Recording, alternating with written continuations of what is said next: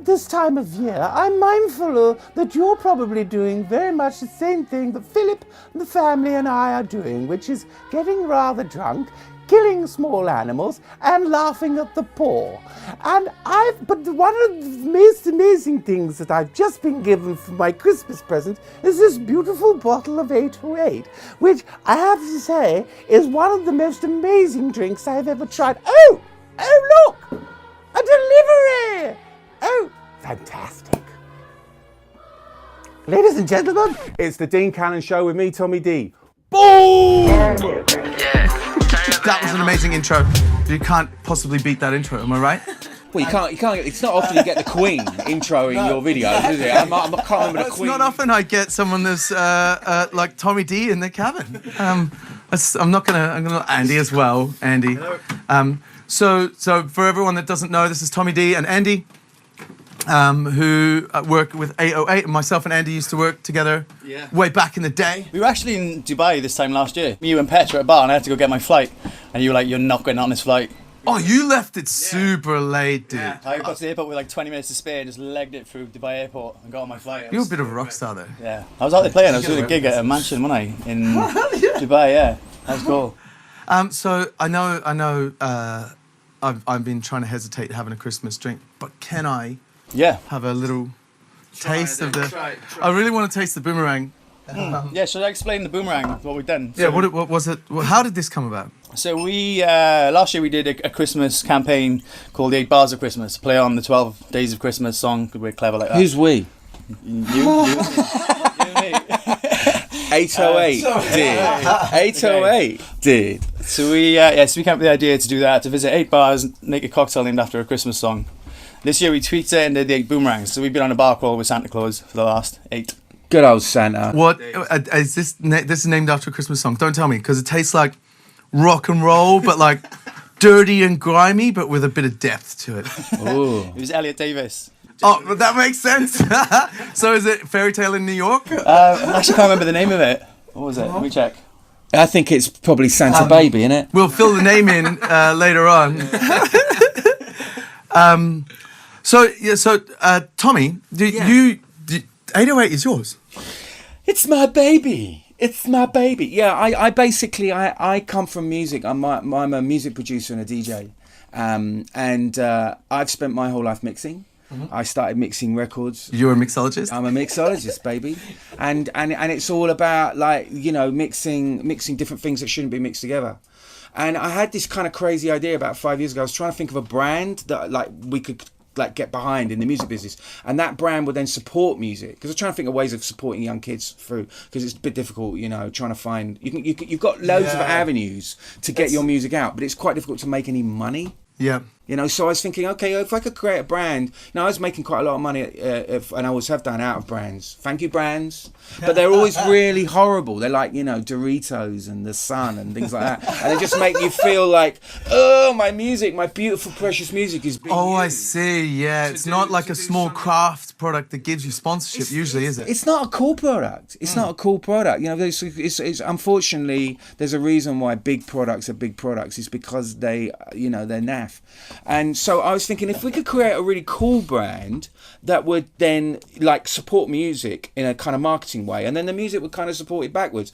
And actually being a big whiskey fan, I also kind of thought, what is anybody doing whiskey apart from sort of sticking the same liquid in another bottle with a bit of flashy stuff on it? And some line extensions. I'm thinking it's really cool, really different, really edgy, And I was like, it's not edgy. It's the same bloody liquid. And the great thing about whiskey is also its downfall, which is whiskey has this kind of Marmite thing where you either love it or hate it. Yeah, especially really kind of bold Islers and stuff. Absolutely. And I love those. Don't get me wrong. I love all those, and I love sitting down with people and spending hours talking about all that sort of shit. I don't really know that much about it, but because I'm a musician and we just drink, we don't get into it. We don't really get into it like you guys do. We're just like, yeah, whatever.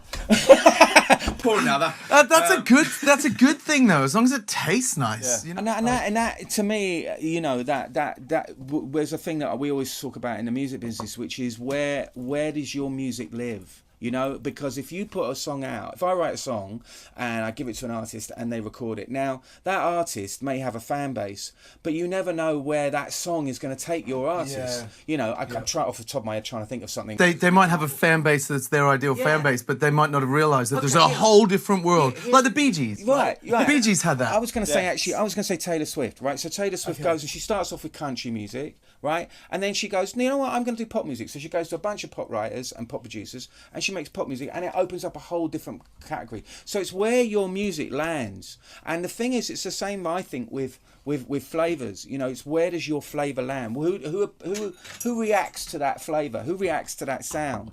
And I think one of the things that I've always set out when I wanted to do something with an alcohol was to do something that was like right across the board that would everybody would enjoy. Everyone will like. Yeah, everybody would like it. You know, it didn't matter. My favourite thing is when people say to me, you know, oh, I don't like whiskey, and I go, right, you're my target market. You know, you're So exactly you're like the the kind of Bohemian Rhapsody of cheers. whiskies. Cheers. Cheers, everybody. Thanks. Cheers. Speaking of flavours and sounds, See, I just drink it. I can't do Straight it. in. see the thing is, I'm about occasions, right? Yeah. So you have some occasions when neat whiskey is called for, and that's great. But like you said, trying to appease everybody or appeal to everybody. I don't even know what appease means. Sometimes Appease. words just come out. Please, everybody, is what you mean. That's what appease is. You're trying to please everybody. So if you're trying to keep everybody happy, you please everybody, appease or whatever it is. A carrots. or a You broccoli. might want to soften it. You might want to kind of lighten the alcohol content because it's 40%. Yeah. 40. Yeah. So say for example, I make that into a Manhattan. It drops from 40% without losing too much flavor. You're adding flavor to it. Yeah. It drops down to 24% ABV or roughly thereby. Yeah. Because vermouth is lower and the dilution is lower. So when I taste that, I get bits of vanilla, but I get this aftertaste of kind of anise. Yeah. Which to me, like the vanilla lends itself to an old fashioned, and the anise lends itself to a Sazerac. Do you know Sazerac? Yeah, cool. Yeah. So for me, I'm kind of like thinking a old fashioned with a kind of caramel sugar and a few dashes of Peychaud bitters because it has loads of anise. Yeah. So immediately my brain goes.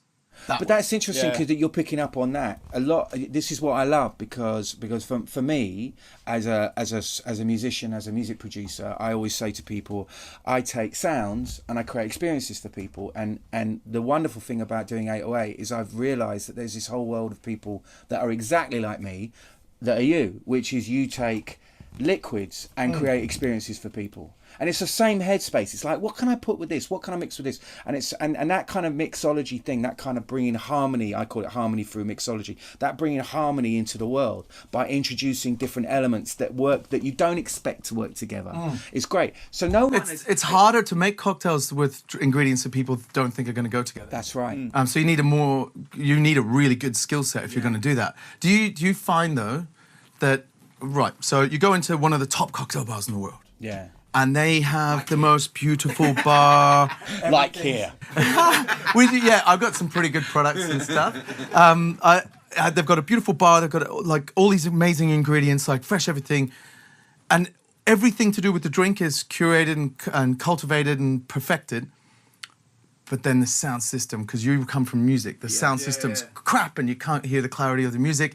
And the music choice is like they're choosing music for themselves that is so unique to them, and you can't get a vibe. Because for me, the thing that I love about the Savoy, for example, is like there's a pianist legit playing real music, and that gets you sometimes. There was a new pianist a few days ago, and we couldn't I was like sitting with the family on my birthday, and ended up facing the guy with my back to the family. Because I couldn't help but feel the music a little bit.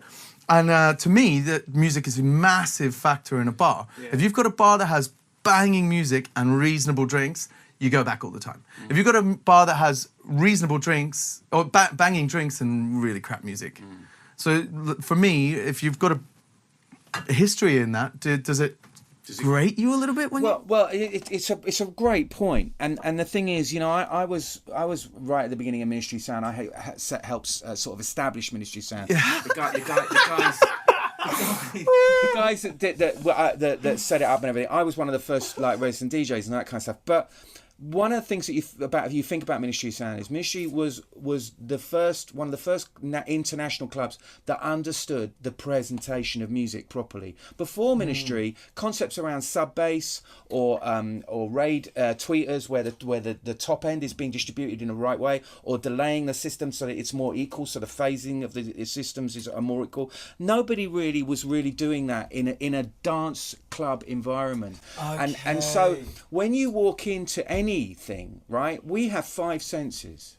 Yep. All 5 of those senses need to be working in harmony. And so it's not just about the flavour of the drink, it's about how the drink looks, it's about how the bar looks, it's about how the thing smells. Yeah, the aesthetic, the smell's a big one as well. And absolutely essential is your sound. And so I totally agree. We've actually started this whole thing, haven't we, where we've started to go into bars to talk to them about the music that they're playing. Amazing. Because as a DJ, you know, I'm with you. I'm like, I've got one ear on a conversation and one ear on the music always. Yeah. And if the music's like, even if it's car crash kind of mixing, you're just like, this is destroying my vibe. You know, it's like, I don't want to hear this. You know, I don't mind cheesy music.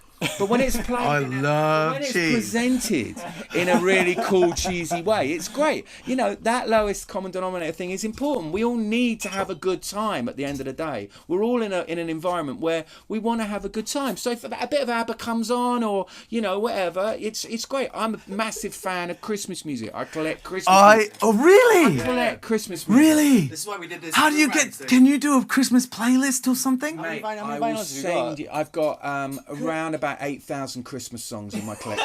Vinyls. Yeah. In vinyl? No, not all in vinyl. Yeah. No, not all. Man, that's insane. Most in CD. You guys need to do like 808's Tommy D Christmas party. Well, obviously it's too late this year. No, it's coming. It's coming. I will. Why do we find out you've got 8,000 Christmas songs on Christmas Day when it's too late? You know what? Just to pause it, I could play it because it's on my laptop, which I got with me. What? So I could play it if you want. For the whole 8,000? No, I've done a 2-hour Christmas compilation. Oh! For this Christmas, which I'm about to post up. But well, I'll tell you what we'll do. As soon as this finishes, we'll just find a way to upload it. Yeah. So like on SoundCloud, Mixcloud. So here we go. So I've actually done. Can I shake real quietly? Okay. I'm making you an espresso martini because it's too early for anything else. Well, we need it after last night. Christmas Eve. Christmas Eve. Christmas Eve.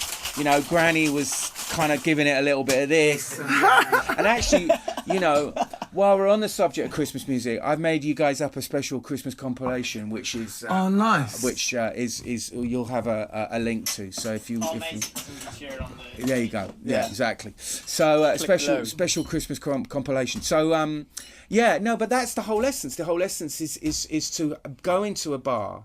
My mum was a restaurateur. Oh, nice. So you've got a hospitality background. Exactly. And I was brought up above a restaurant. And she used to say to me, it's all about first impressions. It's like, what are they looking at? What are they seeing? What are they hearing? Yep. What are they smelling? Particularly with food, obviously, it's very important. That was a great example. There was a great example of that in London with the Artesian. You walked in. Oh. Well, think about Abercrombie, right? You walk into Abercrombie, it's dark, the fucking music's banging away, you've got all these young kids who look bored out of their minds, you know, all standing there looking really gorgeous and thin. I hate the place. Right? It's the package you buy, and then, you know, if you're a young kid, brother, thank you, cheers. Merry Christmas. Merry Christmas. Oh, shit, look at that. Hector is an Abercrombie model. Look, he's even doing the pose. Yeah, look at him. Were you really a Abercrombie person? Dude, don't do that to us, Hector. That's so good. So good, man. That is a phenomenal.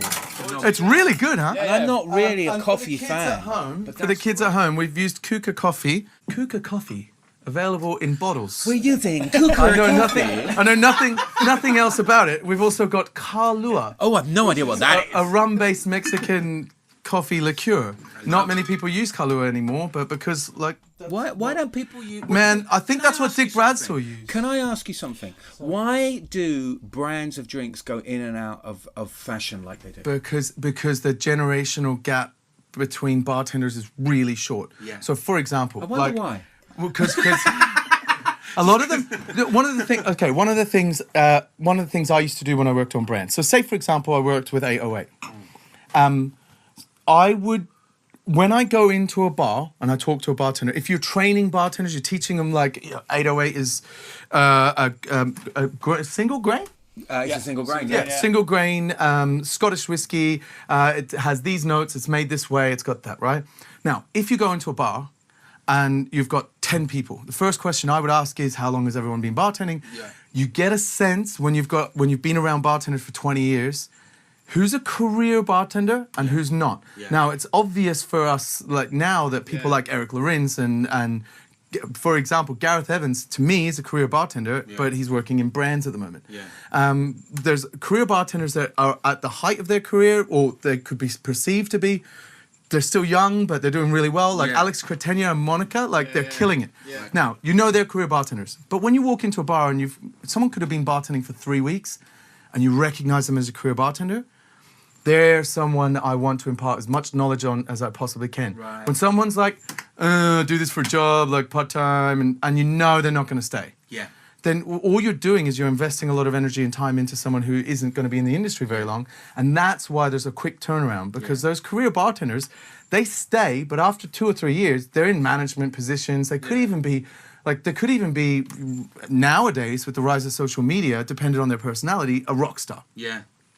So there's a quick turnaround. Yeah. And no one, there might be bartenders now that just haven't even worked in a bar. They don't even realise that they... But because there's a perception... But I thought that was quite an important ingredient in quite a successful... But that's the thing. If you think about it... The original was I think the original recipe was half Kahlua, half Tia Maria. Half Kahlua, half Tia Maria. Yeah. Exactly. But when you think about... So I recently did a menu for a guest shift where I drew all the ingredients. I don't really like to have a set recipe for stuff. Because for example, I was in Japan. I was making old fashions. And when I was in Japan making old fashions, I made old fashions in Tokyo and people were like,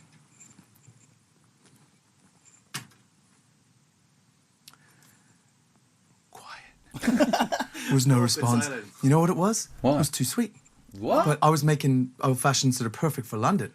Or my crowd in London. Yeah. When I went to Japan, man, they're more refined. Really? And their sugar is more refined. Everything about it, was more refined. So when I went to Osaka, making old fashions in Osaka, they were much more kind of chilled, not trying to be polite. They were like, too sweet. I was like, oh shit! The same look, but with I'm gonna tell him. Yeah, fuck it, I'll tell him. Too sweet. And I was like, okay. Right. So what I did was I balanced it to the person in front of me. Yeah. Now, when you're making drinks, if you make drinks that you would like, if you treat people the way you would like to be served, you're doing the wrong thing. Yeah. Because everyone's different. If I want to be served the way if I treat people the way I like to be served, they'll be fucking passed out in 5 minutes because I drink differently to everyone else, and I go to bars where they understand that they're able to keep giving me cocktails, and they know he's all right. Dean's got thick legs, fine. But most new bartenders, I go to a bar that's completely foreign to me, and I get a cocktail, and I'm like, this is really nice, and then it's gone, and then I'm like, and it's not their fault. It's just that they just served me, and your brain ticks over, and you think there's an amount of time. Like if you're a DJ. You put a track on, and you get distracted. Your brain can't help but subconsciously know that track is ending, and you've got to go. Yeah. But it's the same thing in DJing, because if you get a DJ who's in some holiday camp somewhere, right? He's going to play obviously a completely different set to Sasha on a in front of 40,000 people on a beach in Bondi or something, and Sasha's also going to play a completely different set to if he's playing in Fabric at 4 a.m. So, exactly. Well, he might not play a completely different set, but you know what I'm saying. He's got a brand name. Well, he has, and that's the point I suppose I'm making is that you're talking about career barman, and you're talking about the kind of guys that are just going to do it for a couple of years and then they're going to go and do something else.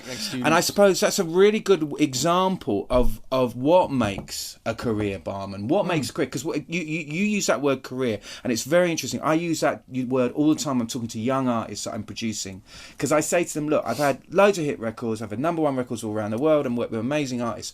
That's not the point. The point is I'm still here after 30 years of being it's more than that's just a career. bit of success. That's a career. That's what you're trying to do. You're trying to lay down work that you do that gives you the respect that keeps you going. And keeps you doing what you're doing. So I'm interested to hear what the career barman looks like, because I know what a career producer or artist looks that's like. to answer your point. It keeps changing all the time. Right. Like I'll tell you. So I touched on this earlier on. I used to work on Hamilton Island, right? And when I got the job on Hamilton Island, all I wanted to do, I had these. This is what I want to do with my life. Tick box. Yeah. All I wanted to do was stand behind the bar in Hamilton Island and literally be like picking up bottles, doing working flip. Tom Cruise. That was my thing. I was like, one day I'm going to work at a tropical island bar. I want to learn how to do that. But they had this one bar where people float up on floaties. And you're behind a pool. You're in the pool and you're serving drinks. That's all I wanted to do. But because of my CV, I was previously a bartender at a fancy cocktail bar and a fancy hotel. They put me in this fancy island best restaurant. People were drinking fancy wines and stuff. Right. And all I did was polish glasses. And it was soul destroying. But I managed to turn it around and start making cocktails in that bar. Right. Because I learned a lot from the chefs. Yeah. And one of the drinks I made was this. Well, it became apparent very quickly that everyone wanted Long Island iced teas. There was a time when that was the cocktail in Australia. So I started, instead of making the standard Long Island iced tea where you coke the float and I put it in a teapot. Yeah. Which actually, because I've frozen the teapot, I've filled it with ice beforehand, I make the Long Island iced tea into it. It was Hamilton Island. It's 37 degrees centigrade in the sun in Australia. Yeah. So you put it in the teapot and it protects it when it goes out. Oh, and then they're pouring small amounts out and sipping them. And it looks like they're having tea. And they're like, oh, look at this Long Island iced tea. Now, the thing about that was, everyone took photos of that. Yeah. Everyone on their shitty disposable cameras. Yeah. Yeah. Pre-digital. Yeah. I was gonna say, it's before Pre-Instagram. Yeah, right. And I had this cocktail I called a strawberry daiquilata, which I used to take a giant the old daiquiri glasses that were like big goblets, and you put a frozen daiquiri in it.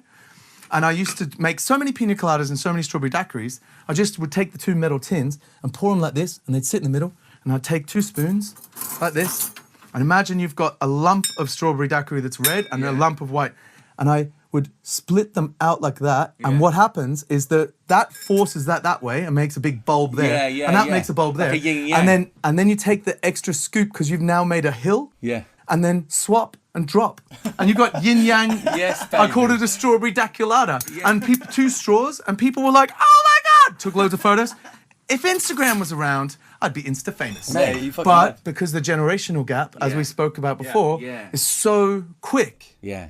Like no one will ever remember I even did that. I tell the story. The only claim to fame I've got of that was that it was so popular on the island that when I finally moved to a bigger city, started working in a bar called Press Club. The manager of Press Club was like a top end amazing bartender. One of the guests from Hamilton Island came in, didn't they? No way. And they were like, "Can you make me one of the strawberry daiquiri things with the?" And I was like, "Okay." And technically, I had the ingredients. Yeah. I had the ingredients, right? So I turned around, I made it. When I made it, my boss was so pissed off that I'd made it. He was like, "You make a drink like that again, and you're fired," because that wasn't the cool thing to do at the time. And I was like, now it's a Miami Vice and it's super cool, right? It's okay. It's like retro cool. So you invented the Miami Vice? No, I have no idea. I don't know who didn't. But it was Miami Vice probably already was invented. Much better name than a strawberry daiquilata. Let's be fair. But he was like, I'll fucking fire you. And I was like, crap. What? Because that's not the style of drink of the bar. Yeah. The bar was old fashions and Manhattans and but adult drinks. But interestingly, I think the kind of rise in whole cocktail culture is mirrored by the rise in Instagram and the rise in people needing to put this identity on themselves. Who wants to Instagram a pint of beer?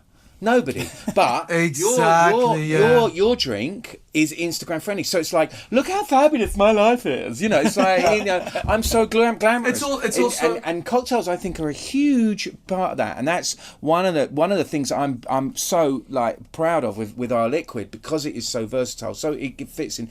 I mean, there are incredibly varied array, aren't there, of cocktails that are including 808 in them, which you would never ever dream of having those kind of things I mixed wonder with how the far whiskey. you could actually go with it. Well, we've had people making Cosmos. Cosmos, yeah, Cosmos would work. Yeah, I'm really intrigued by you you wanna- making this daiquiri now with 808. No, I can't make a strawberry decolada. Yeah, Get us a frozen machine now! I've got a blender, but you kind of there was a hella techniques. I just want to see. Sounds like it.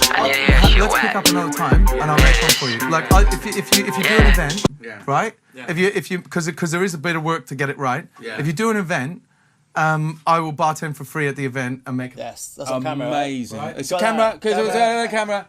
Yeah, you can call me out on that.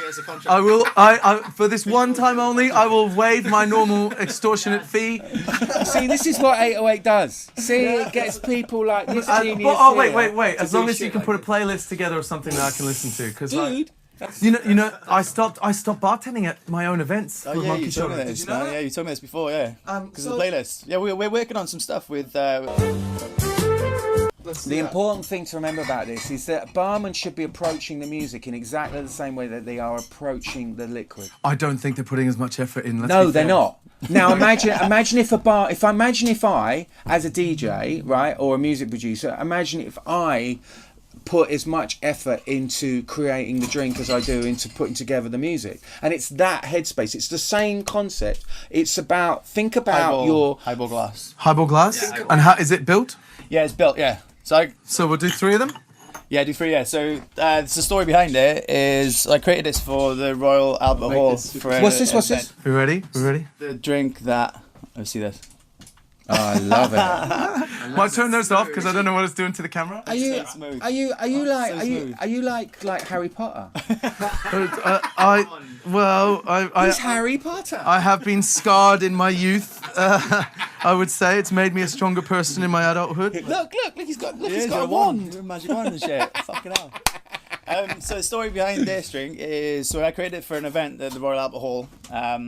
Tommy's daughter's name is Daisy. Do you want to tell a story about why that came so about? we were doing a show with Jay-Z, the artist Jay-Z, and Beyonce, and it was a show that was to celebrate. It was celebrating Jay's kind of career, because he'd had 10 years in a career, and we did a show in Radio City Music Hall in New York. Is that when he drove a Lexus on the stage? Yeah, Old school when he drove a yeah. Lexus on the stage, and which was basically celebrating his first album, and we then did a repeat of the show, but we did a slightly different version of it at the Royal Albert Hall. My daughter at the time. At the time. My daughter. Still his daughter. Sorry. Yes. My daughter, at the time, couldn't walk. Oh no. Okay. Sorry. My was a daughter, baby. at the time, couldn't walk. It's because she was a baby. Yeah, she was a little bab, and the thing is, we have wooden floors at our house, and so she'd sort of like she'd obviously clearly not been wanting to fall down on hard wooden floors. We got to the Royal Albert Hall to do the gig, and we were doing the sound check, and the nanny came running over saying, Daisy's taken her first steps, because we were backstage and it was all carpeted, so clearly she was like, I could fall down. This feels good. This feels good, baby. I can fall down on this shit. She's really smart. And she's a smart kid. She's a smart cookie. So I came running on the stage to see my wife, who was conducting the orchestra that we'd put together for the Jay-Z gig, and and told Jay that my daughter had walked at taken her first steps at the gig. That's amazing. At the Royal Albert Hall, and actually she's performed at the Royal Albert Hall. Daisy, subsequently to that, she's 13 now, and she's performed at the Royal Albert Hall. 13 and she's performed at the Royal Albert Hall. And she's, of course, as 13-year-old teenage daughters are, I think you're the most uncoolest dad in the world. She's like, oh, Dad, don't tell anybody. Dad. So she's gonna really love this video that it's out there. Wow. For everyone to see. I told Andy this story, and we told the Royal Albert Hall guys this story. 50. and 60, and I actually picked up a 2-ounce measure. Sorry, man. It's Christmas. it's Christmas. Exactly. It's Christmas. Exactly. Oh, talking of which, I got to get the turkey on soon. So We need to move. Bad boy. So yeah, we were talking. I was telling the Albert Hall guys that obviously I got a fantastic relationship with the Albert Hall. We've done loads of shows there over the years, and Andy had the foresight to come up with this lovely concept of a cocktail. Yeah. So based on the Peach syrup, yeah. peach syrup. Based on the daisy, I'm gonna go in with 10 mil. 10. Yeah. So I need to give some credit to Luca from Italicus for this as well. I kind of passed it by him a little bit. Luca. Yeah. We love Luca. He's Ciao, mama. He actually did the 8 bars of Christmas with us last year when he was still at Aquashard. Oh, nice. It's a Where's he now? It's a week before he left, and his cocktail was called Last Christmas because Now he's with Italicus. he's the global ambassador for Italicus. Italicus. So I wanted to do a For tweak. what? Italicus. What's that? It's here somewhere. Oh wait, has it got to tell me it's got Italicus in it? Yeah. This is why I like What ran is it past him. Italicus? It's a bergamot liqueur. Italicus is a bergamot rosolio. Wow, can I have a look? Yeah, here I'll give you a little taste. Yeah, let me try this because I think love it's a bergamot. great matching with 808, and it's Yeah, delicious. that's what I Wow, thought. thank It's you. mate. really So I good. wanted to do And how much? Oh, that's such a great smell. 25. Oh, that's really good. Ciao, Luca. Italicus. So yeah, I wanted- 25. 25, Oh wow, yeah. that's great. So I wanted to- love that. I wanted What to is do that? this Is that 15, bergamot. 20, 12? What's what? Oh, it's 25, I believe. Oh, 20% ABV. So it's after all this breakfast champagne and breakfast whiskey and Christmas drinks, you're going to be okay with that. Yeah. Really? Oh. Bit more 808 in there then, I think. It is Christmas after all, kids. Remember, it's the time of year. To 20 ml lemon Look juice. at the different sizes of the ice. 20 ml lemon juice, please. 1 second. I love that. It looks like the thing out of Superman when he goes into the cave. Remember he goes to Christmas? Yeah, to visit his dad on yeah. Christmas. It's because it's thingy, isn't it? It's what's it called? It's Superman. kryptonite. No, it's the seafood. Kryptonite's green. Kryptonite's green, man. No, what are you talking about? It's not Marvel, it's So- DC. Are you telling me that when Superman goes into the cave, Yeah. it's actually ice? It's not kryptonite. No, it's ice. Kryptonite is like radiation. No, Kills kryptonite is him. like radiation on Earth. But on his But the planet, cave is in the North Pole, isn't it? His planet, kryptonite is the thing. His planet got blown Hang up. on. Uh-oh. Time out. So much. Why is kryptonite important to Yeah, Superman? there's No. an actual saying. It's like kryptonite to No, Superman. I know this because kryptonite on the planet Earth is damn takes away all his powers. Yeah. But on his own planet, I think arguing live on a Christmas special might be kryptonite Superman. for the argument. How much is?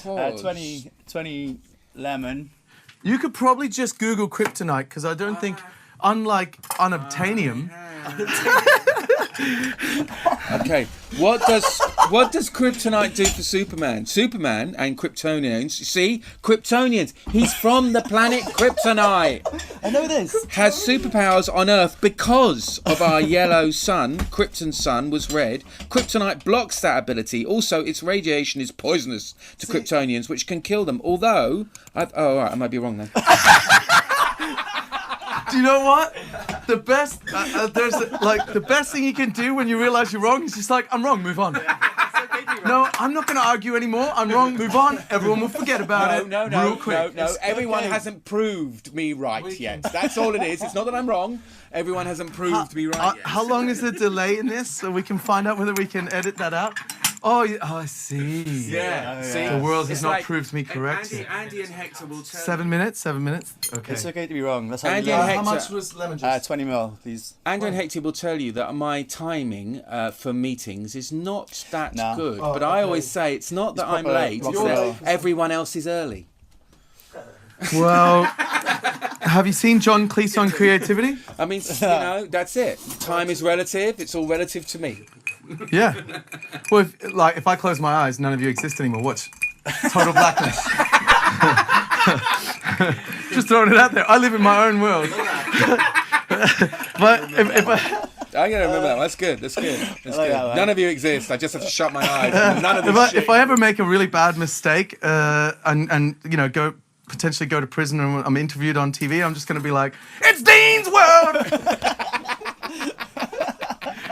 And what else? Top with soda. And soda.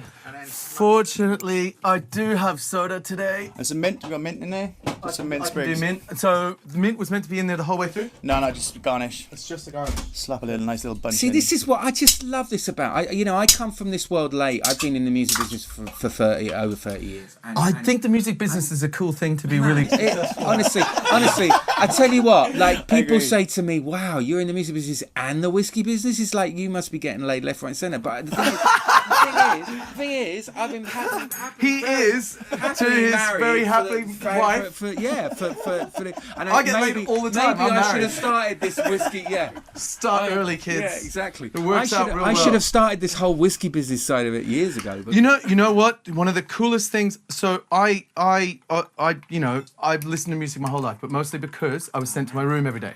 Yeah. And I had this tiny little recorder. I used to record. I used to make mixtapes, and I was obsessive. So, for example, the first time I heard Wu-Tang's like, can you believe that it was all so simple? I was expecting memories because I knew the song. And it took me ages to get it out of my mind. And a lot of rap music I had trouble with because it gave me this false sense of, I know this track. And then I'm like, oh. Okay, so and I have to adjust it. I came the other way, which was I discovered things like Led Zeppelin and discovered things like James Brown's weirder tracks and all that kind of stuff through hip hop. Because as a young kid from South London, hip hop was everything to me. You know, it was the only music to listen to. Oh, shit. It was like that, and basically I was into that and punk rock, obviously, because that's another thing that obviously being in London, you That's a very London thing, though. It is. Well, London is. You see, people always say to me, "Where are you from?" I always say I'm from London. I never say I'm from Britain, and with the current Brexit situation. I live in London. I went to Manchester once and seen a guy bite someone in the head, and I was like, "Oh, you don't see that in London." No offense to Manchester, I love them, but that first time I was like, "Wow, that's a very different set of rules." Of course, that happens every day in Manchester. I'm from Wales. It happens in Wales. And trust me, I've seen that happen in London. So it's not exactly some of my favourite bars are in Manchester. There you go. Actually. So the thing, coming from South London, you are, and coming from London anyway, but coming from South London in particular, you are like. You've got everything going on. Even back in the 70s when I grew up. So this is called It's called the Daisy. Daisy. With a Z like a Jay-Z. Jay-Z. With a Z like Jay-Z. Daisy. Clever. Just Merry Christmas, Daisy. Oh my There we go. gosh. Merry Christmas days. Love you bit to the ends of the world and back. Very nice. Dean, that's a fantastic. And who's the guy who I made it. That's a good way to end the I invented it. Oh, you did? You invented it. I thought you said it was the guy who was. Wait, I got some. So guys, we've got to wrap this up because it's Christmas. Merry Christmas, everyone. Merry Christmas. Merry Christmas, everybody. Thanks for coming, saying hi. What's that thing that Tiny Tim says? Peace to the world and everybody. God bless us, in it. everyone.